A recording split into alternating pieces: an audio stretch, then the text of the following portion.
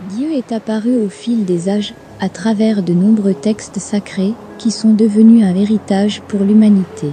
Pour la première fois, dans l'histoire connue de l'humanité, c'est Dieu la Mère, le grand principe féminin de la création, qui transmet un enseignement direct à travers de nombreux messages reçus par la nation essénienne. À travers ces 19 règles, Dieu la Mère éveille et instruit sur un art de vivre avec ses vertus. C'est l'annonce d'une nouvelle façon d'être sur la terre, à l'aube d'un revirement fondamental pour le devenir du monde. Un livre historique exceptionnel, né de l'alliance d'une nation d'hommes et de femmes éveillés avec Dieu, à l'heure où toutes les religions des hommes s'effondrent. Voici des mouvements méditatifs, qui incarnent parfaitement la sagesse de cet art de vivre avec Dieu la Mère.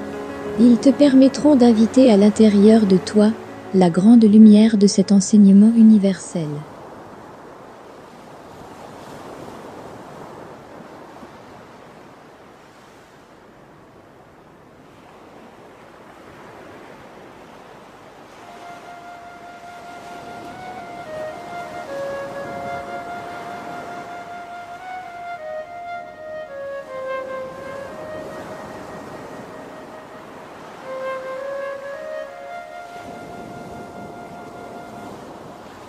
Être une famille, une communauté d'amour.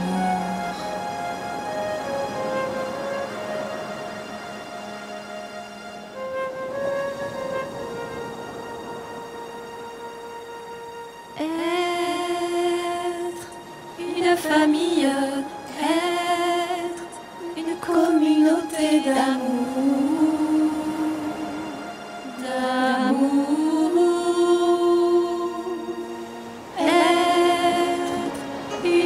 famille, être une communauté d'amour, être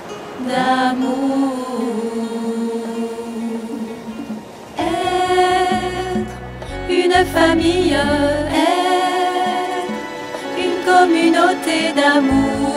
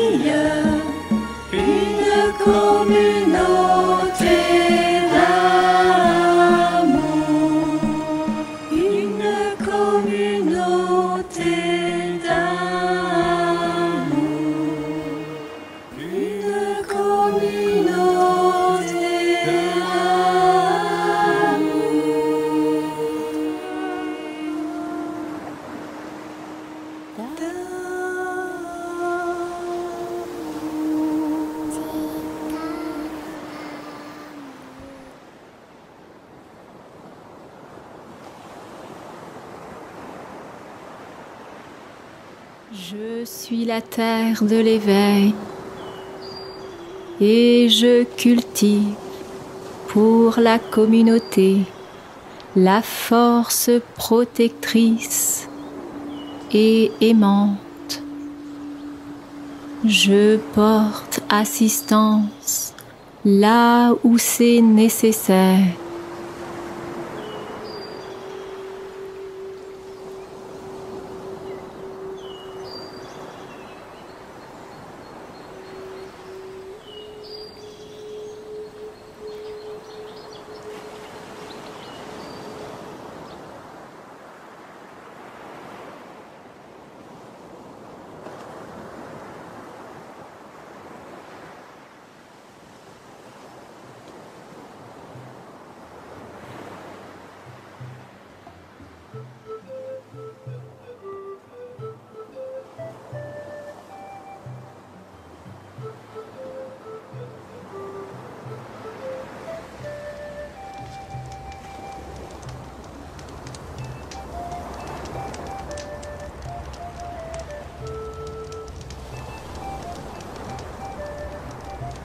Rends à la parole sa valeur.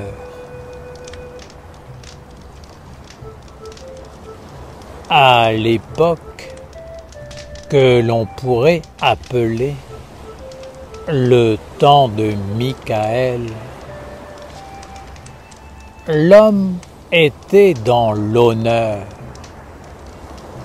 et se tenait dans le feu de la dignité. Sa parole avait une valeur. Elle était emplie de sens et d'âme.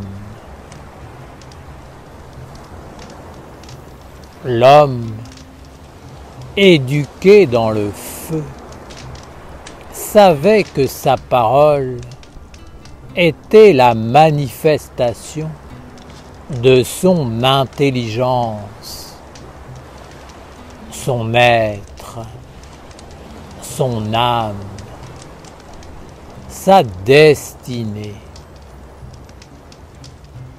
La parole était le bien le plus précieux. Elle était la vie qui se transmettait à travers les générations. Le problème que rencontre l'humanité aujourd'hui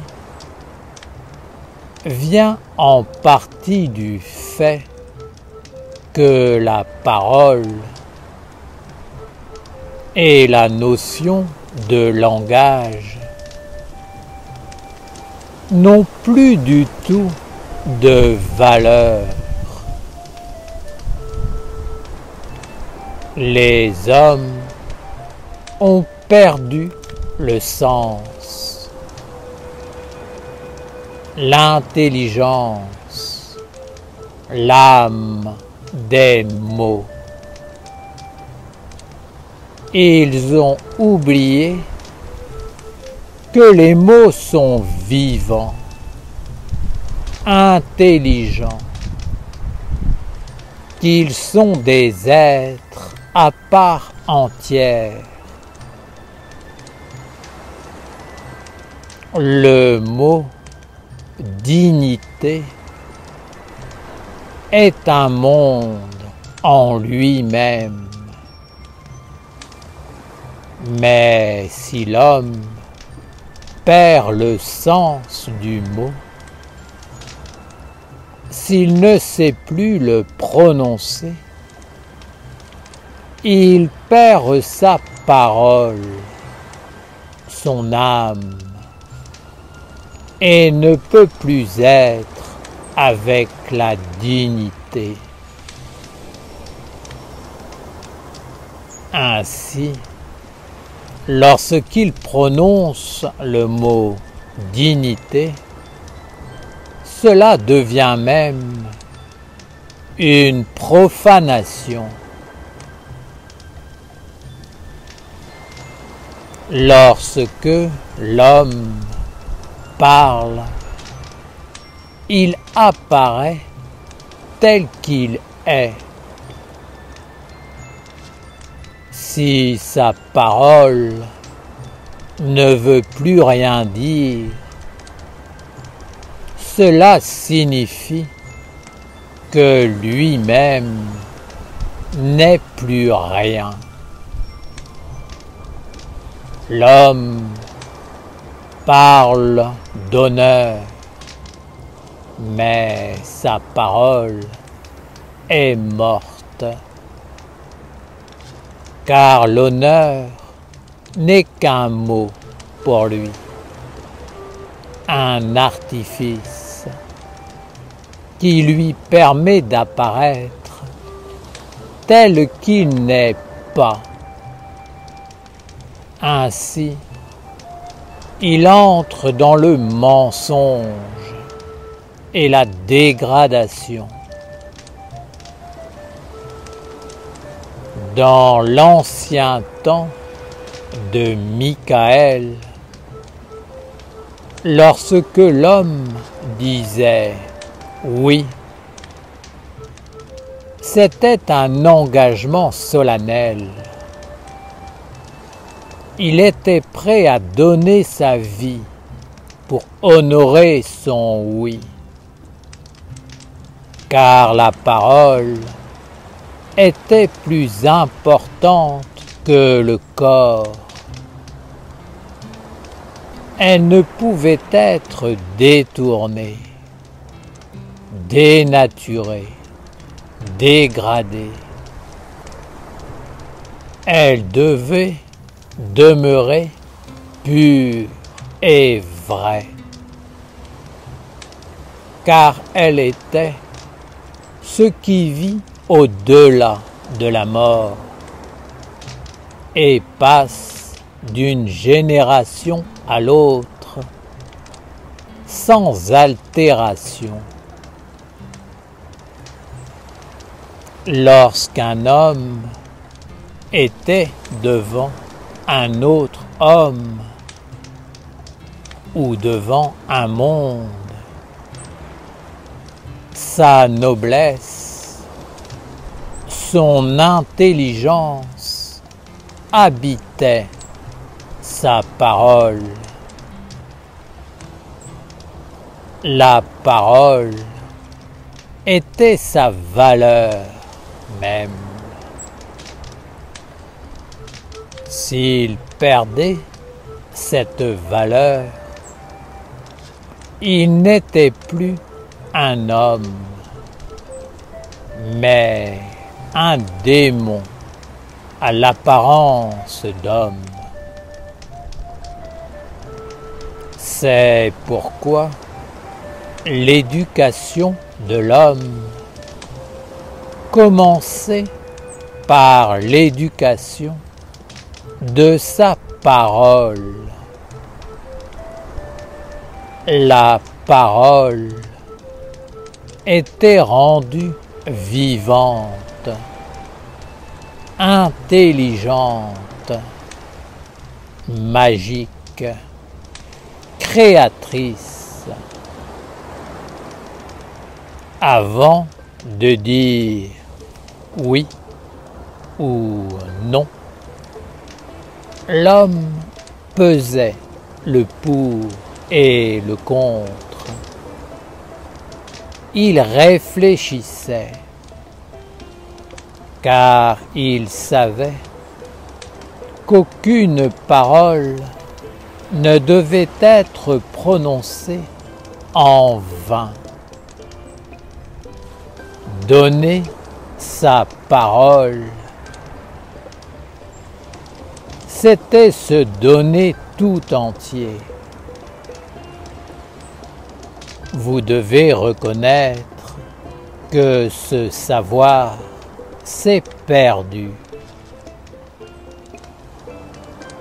Aujourd'hui, que l'homme dise oui ou non, cela ne veut plus rien dire. Tu peux facilement te trouver devant une personne qui te dira oui en pensant non, ou qui te dira non en pensant oui, en perdant la valeur de la parole. L'homme s'est perdu lui-même. Il s'est décentré et placé dans un état de déséquilibre permanent. Il ne sait plus qui il est et il prend les illusions pour la vérité. Il ne peut plus s'engager face à une situation ou à un événement, car il n'a aucun moyen de résister devant ce qui veut l'emporter. C'est pourquoi il ne peut plus prétendre contrôler sa vie et ne peut même pas être certain de sa propre pensée, de ses envies, de ses décisions. Est-ce lui qui veut ou est-ce un monde qui veut en lui? Il ne peut plus réellement le savoir, car il s'est désidentifié de la vie. La parole est la vie et la lumière dans l'homme. Mais si l'homme perd la valeur de la parole, il perd en même temps la vie et la lumière. Ainsi, quand il dit oui, il n'y a aucune conscience, aucun corps, aucune vérité dans sa parole, car lui-même n'est plus rien. Il dit oui uniquement parce qu'il subit une influence, qu'il est charmé. L'homme veut réellement aider et il en est convaincu. Mais dès qu'il se retrouve seul, les alliances qu'il a conclues avec plusieurs mondes lui rappellent qu'il leur appartient et qu'il ne peut donc pas s'engager sur ce chemin.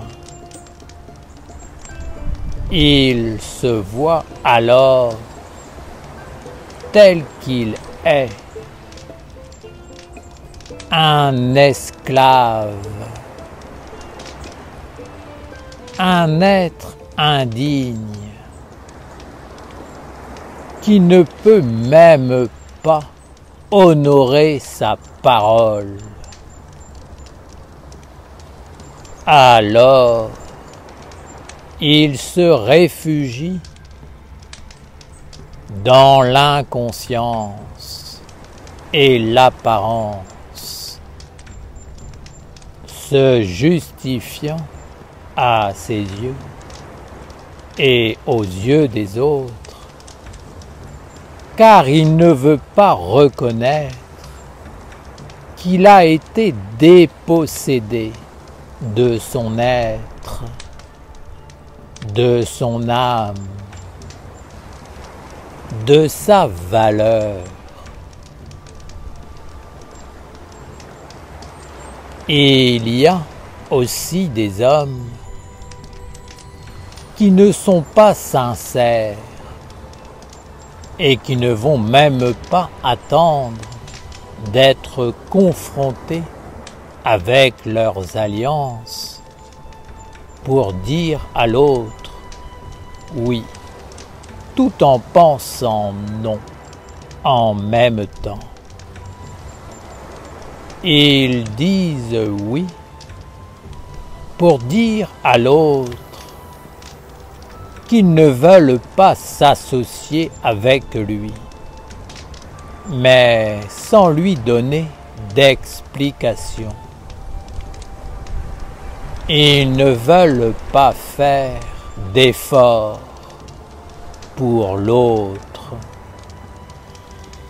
Ils ne veulent rien lui apporter, car ils le considèrent comme un étranger à leur vie et ne veulent rien avoir à faire avec lui. Voilà ce que veut dire leur oui. L'homme s'isole de plus en plus, pensant qu'il est le seul centre d'intérêt de sa vie et que l'effort envers l'autre nécessite un sacrifice qu'il ne veut pas faire. Il est comme ces enfants égoïstes qui ne veulent jamais prêter leurs jouets. Pourtant, cela ne lui coûterait rien. Mais il a un problème de dépossession de son être. C'est pourquoi il ne veut rien partager avec l'autre. Il a peur de perdre le peu qu'il lui reste. Redevenez digne, réapprenez l'art du langage et de la parole, afin de reprendre possession de vous-même. Ainsi, vous redeviendrez capable de vous respecter et d'honorer l'autre et de vous imposer face au monde qui se mettront entre vous et votre décision. Reprenez vos vies en main et cessez d'être entièrement dépossédé de vous-même. Il est temps de remettre au goût du jour certaines valeurs.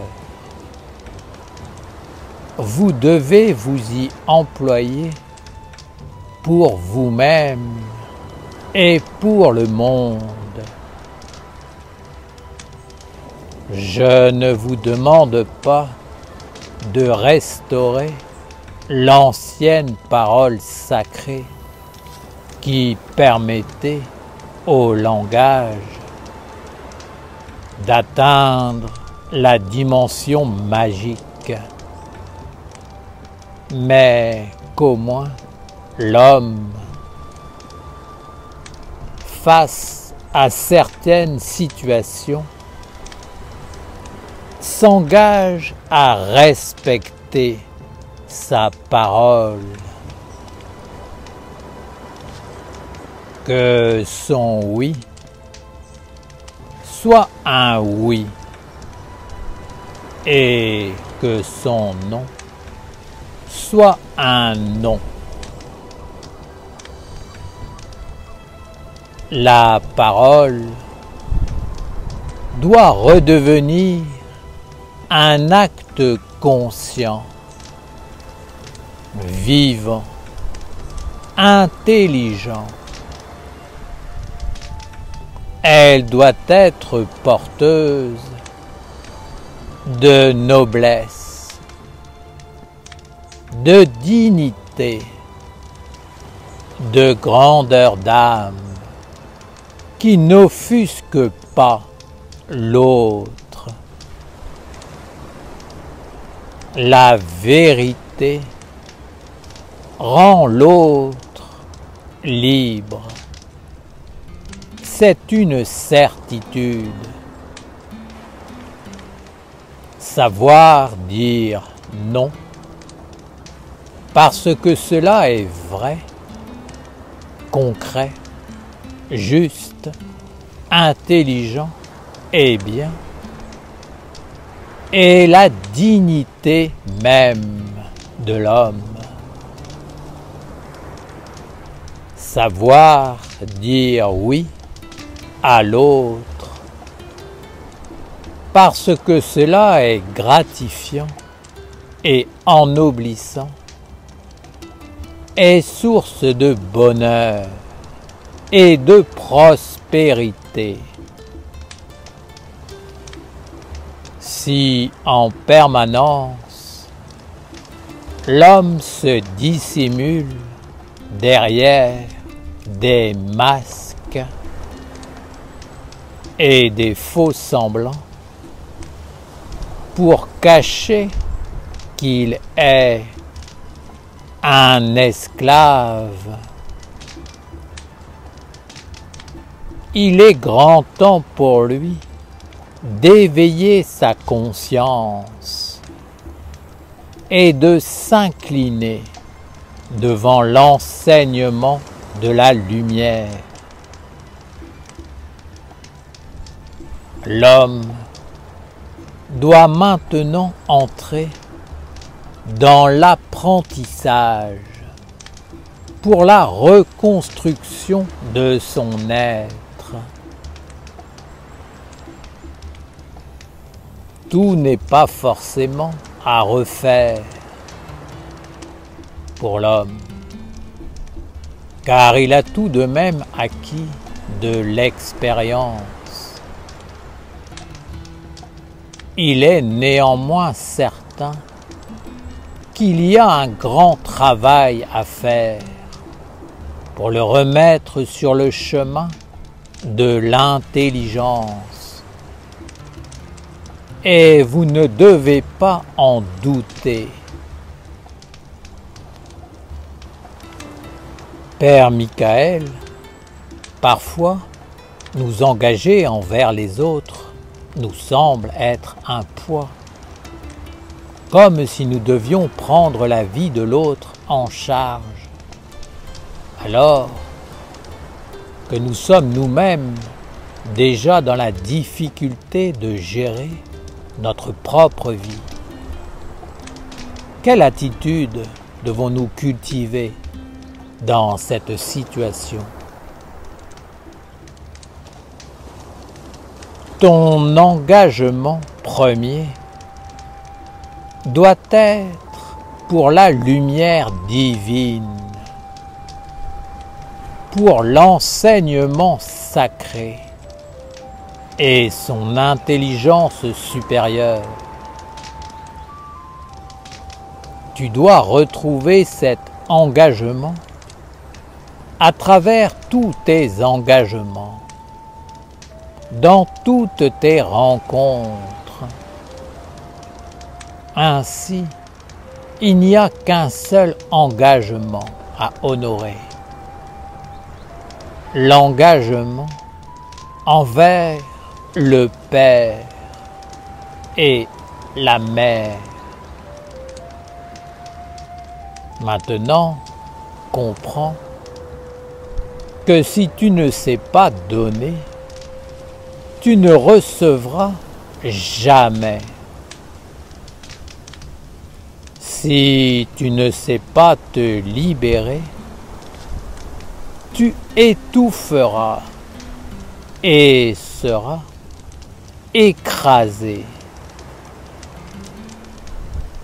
Si tu ne sais pas contrôler ta vie, elle sera manipulée et tu seras conduit là où tu ne veux pas vivre. Il n'y a pas de libération programmée. Ce n'est pas un jeu. Il n'y a pas de hasard,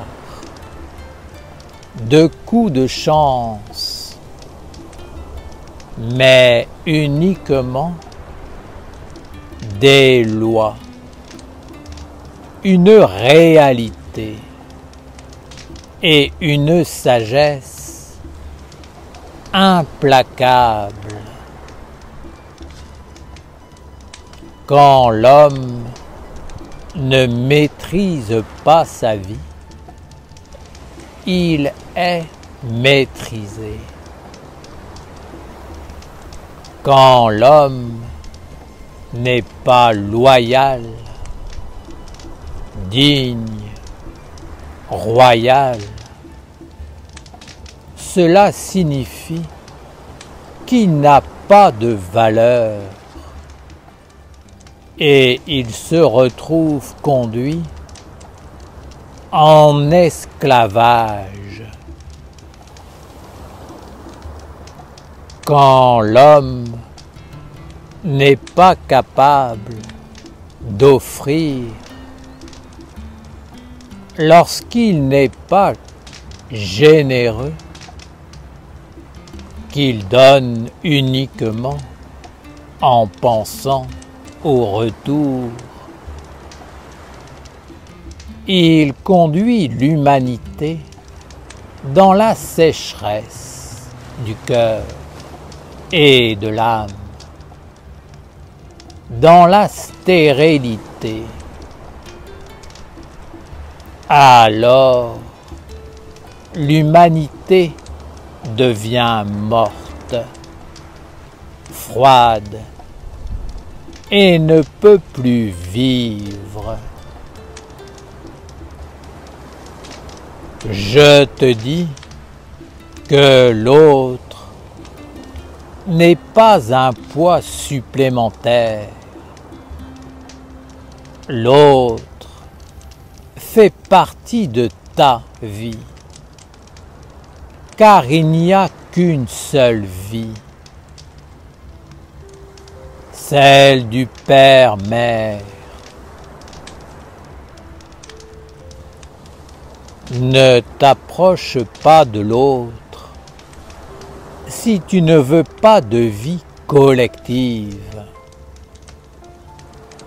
Mais dès que tu t'es engagé,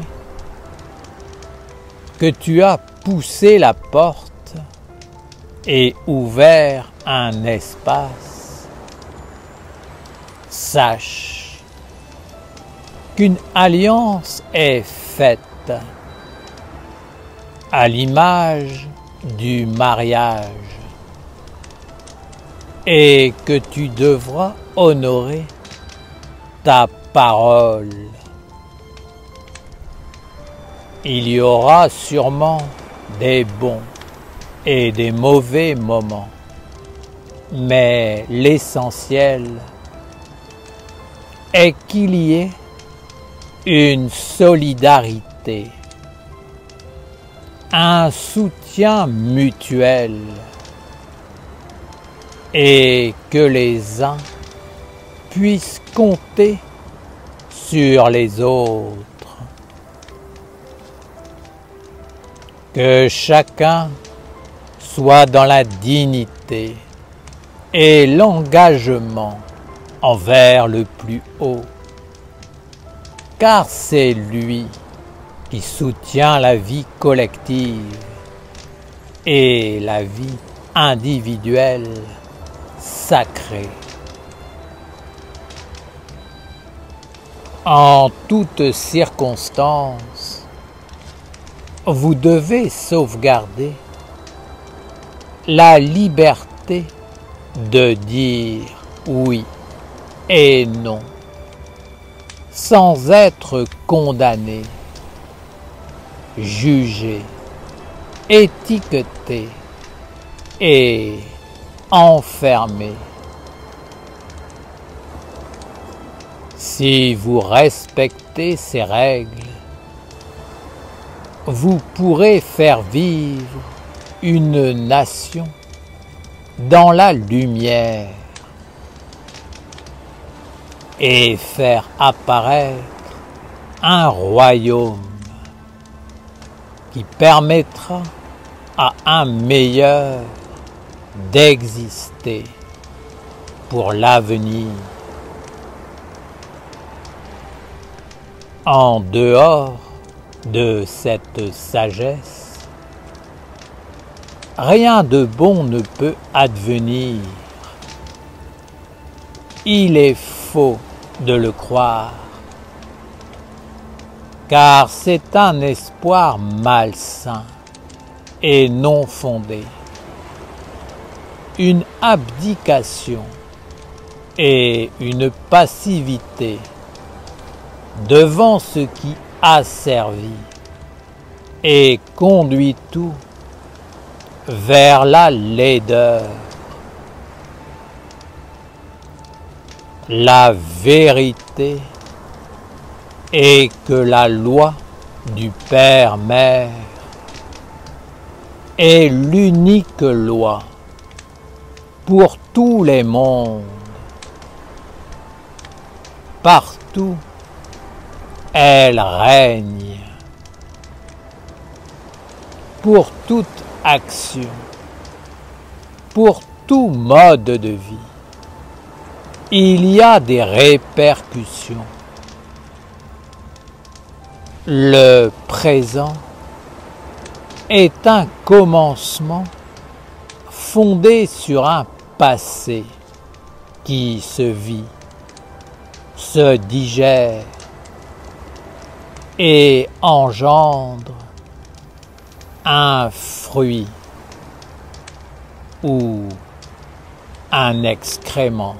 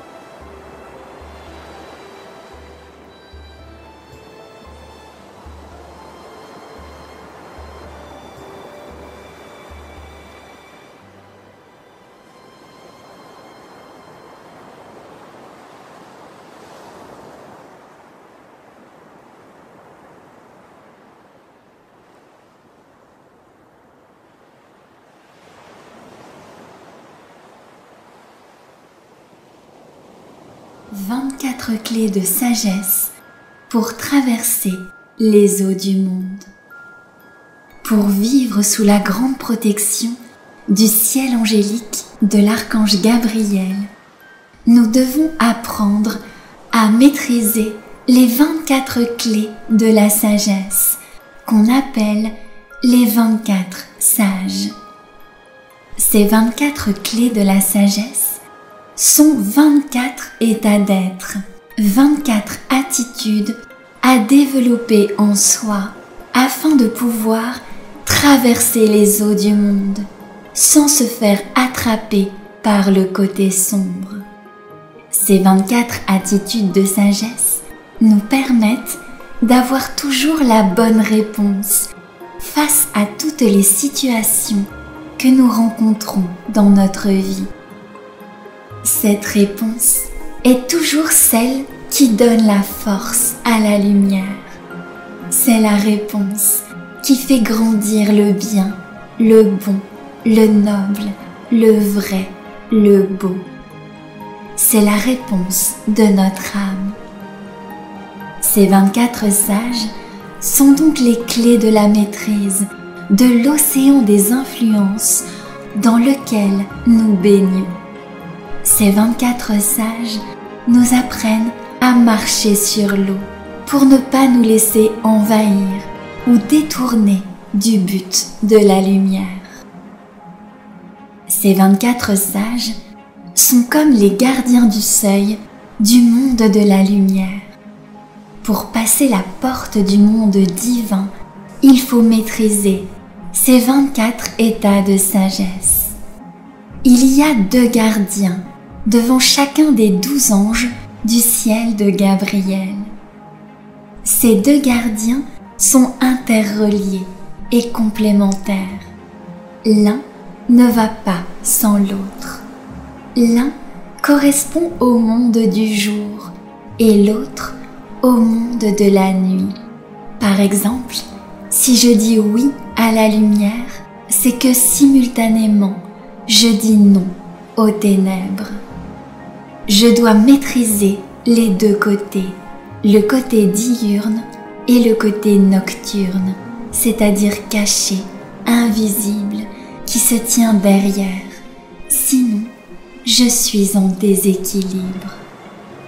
C'est pour cette raison que dans la pratique, les mouvements se font toujours soit penchés vers l'avant, soit penchés vers l'arrière. On montre ainsi que si on ne maîtrise qu'un côté, on est en déséquilibre. Nous devons garder à l'esprit que nous sommes comme le fléau de la balance qui équilibre les 2 plateaux, les 2 aspects de la vie à maîtriser pour traverser les eaux et vivre avec chacun des 12 anges du ciel angélique. Ce chemin des 24 sages commence par l'ange de la sagesse et par la maîtrise des 2 sages, parler et se taire, et il finit par l'ange de l'amour. Ce chemin va te permettre de sortir progressivement du diabolique pour cheminer de plus en plus vers le divin angélique. C'est le chemin de la maîtrise, du oui et du non. Tu dois savoir dire oui et non aux influences qui viennent te visiter. C'est la grande clé de la maîtrise de ta vie.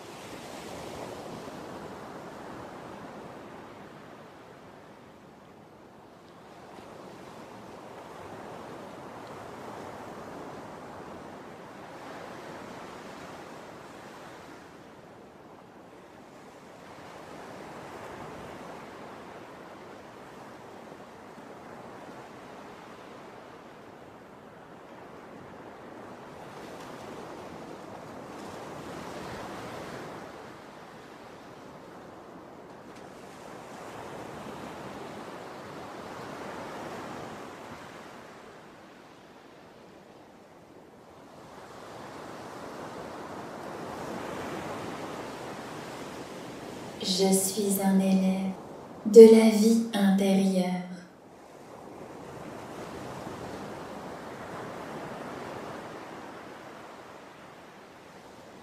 Savoir discerner. Je suis un élève du discernement.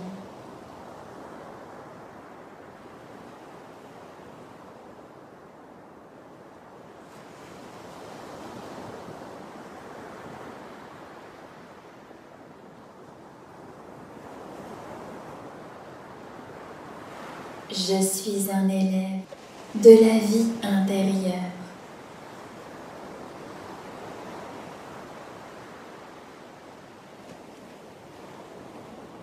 Savoir discerner. Je suis un élève du discernement.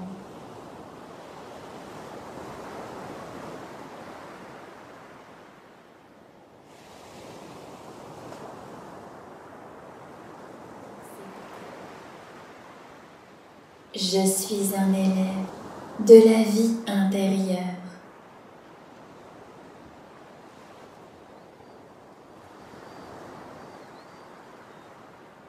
Savoir discerner.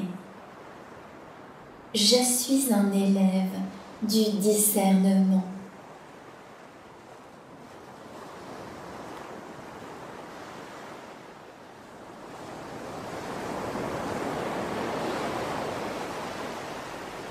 Fondé sur la vérité, inspiré par la magie, éclairé par la clarté,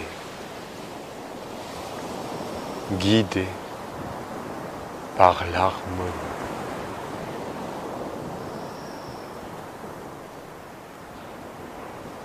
Posé par le grand calme. Ainsi soit notre œuvre, faisant apparaître par la maîtrise le messager de la lumière. Amen.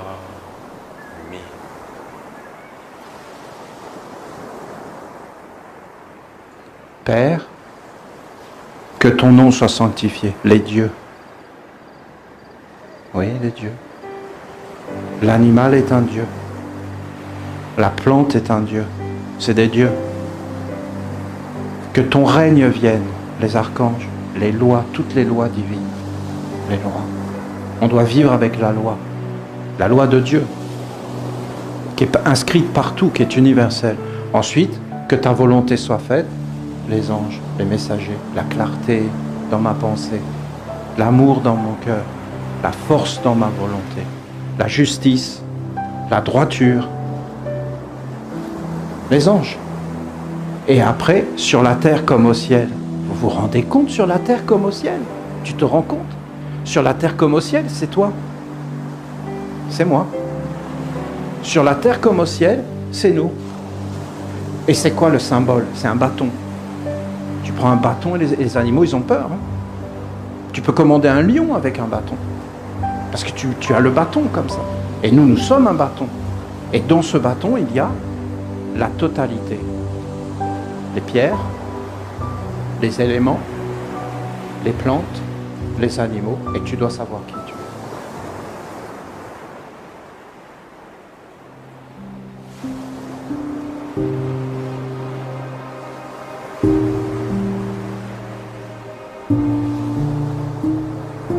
Nul ne va au cœur sans passer par moi. Le Père et moi, nous sommes un. Nul ne va au Père sans passer par moi. Le Père et moi, nous sommes un.